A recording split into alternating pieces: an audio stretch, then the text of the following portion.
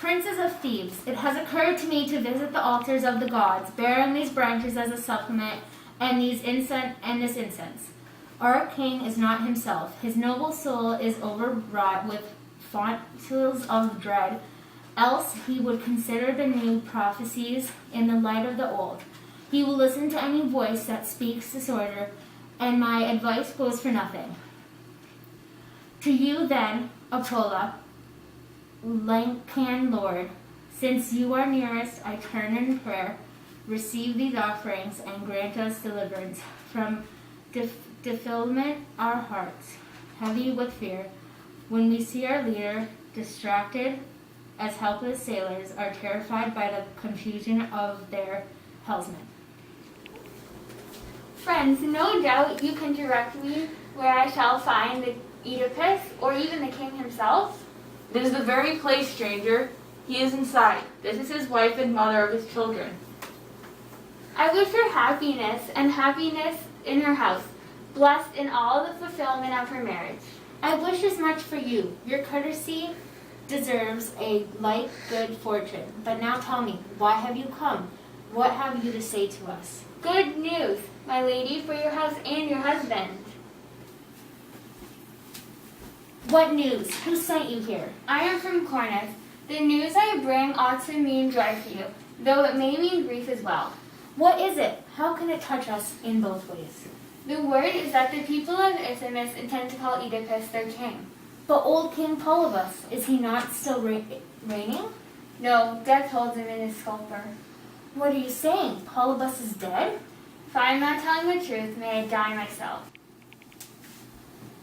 Go in quickly. Tell this to your master. O riddlers of God, where will you go? Where are you now? This was the man whom Oedipus long ago fled so, in dread of destroying him. But it was another tale by which he died.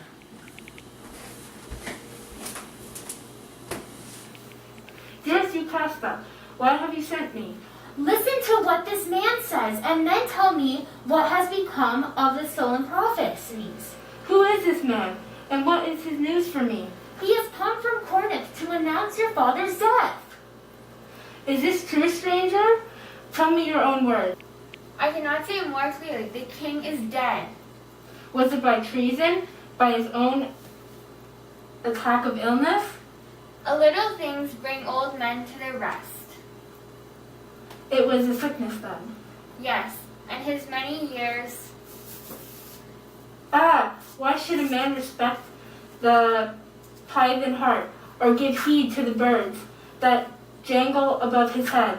The prophecies that I should kill Polybus killed my own father. Here I never touched him unless he died of grief for my departure. And thus, in a sense, through my no Polybus has packed the oracles of him underground. They are empty words. Had I not told you so? You had. It was my faint heart that betrayed me. From now on, never think of those again. And yet I must not fear my own mother's bed? Why should anyone in this world be afraid, since fate? Yet this news of your father's death is wonderful. Wonderful, but I fear for the living woman. Tell me, who is this woman you fear? It is Merope, man, the wife of King Polybus. Merope, why should you be afraid of her? An oracle of the gods, a dreadful saying.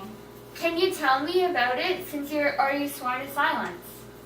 I can tell you, and I will. Apollo said that this is his prophet, that I was the man who should marry his own mother, shed his father's blood with his own hands, and so for all these years I have kept clear of Corinth, and no harm has come. Thought would have been sweet to see my parents again. And this is the fear that drove you to Corinth?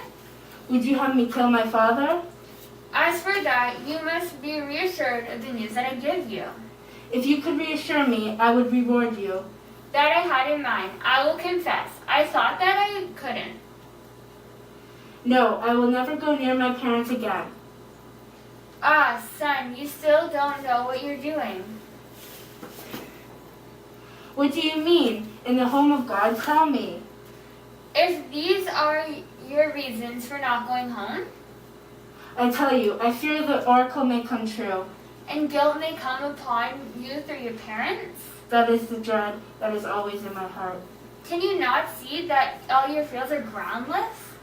Groundless, I am not my parents' son? Publius was not your father. Not my father?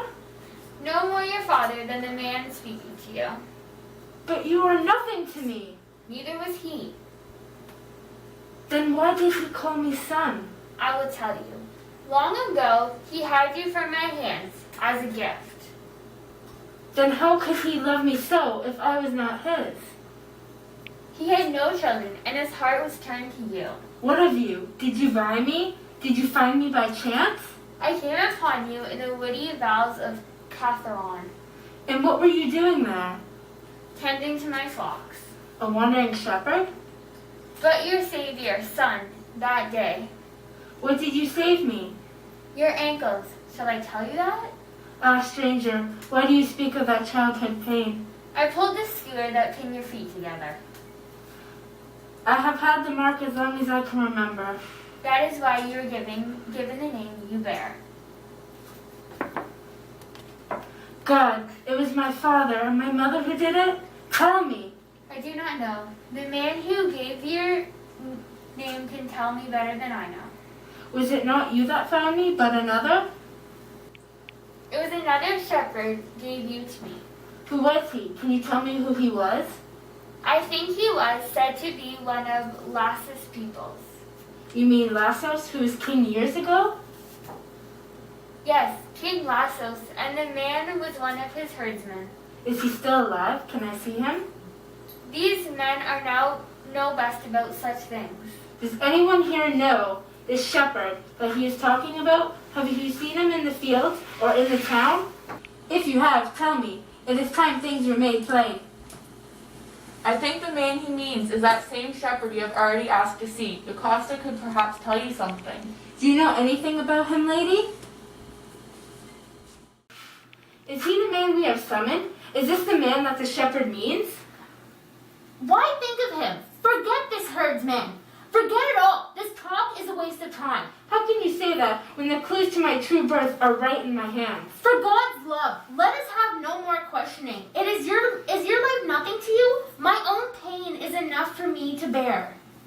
You need not worry. Suppose my mother, a slave, and born of slaves, no baseness can touch you. Listen to me, I beg you. Do not do this. I will not listen. The truth must be made on my own. Everything that I say is for your own good. My own good? Snaps my patient son. I want none of it. You are fatally wrong. May you never learn who you are. Go, one of you, and bring the shepherd here. Let us leave no woman, I beg of her royal name. Ah, miserable. That is the only word I have for you now. This is the only word I can ever have. Why has she left us, Oedipus? Why has she gone in such a passion of sorrow? I fear this silence. Something dreadful may come of it. Let it come. However, the base of my birth, I must know about it. The queen, like a woman, is perhaps ashamed to think of my law origin. But I am a child of luck, and I cannot be dishonored. Luck is my mother, the passing months. My brothers have seen me rich and poor. If this is so, how could I wish that I were someone else? How could I not be glad to know my birth? If ever the coming time were known to my heart's pondering, Catharon, now by heaven I see the torches at the festival of the next full moon, and see the dance and hear the choir sing a grace at your gentle shade. Mountain where Oedipus was found, O mountain garb of their noble race, may the God who heals us lend his aid, and let thy glory come to pass for our king's cradling ground.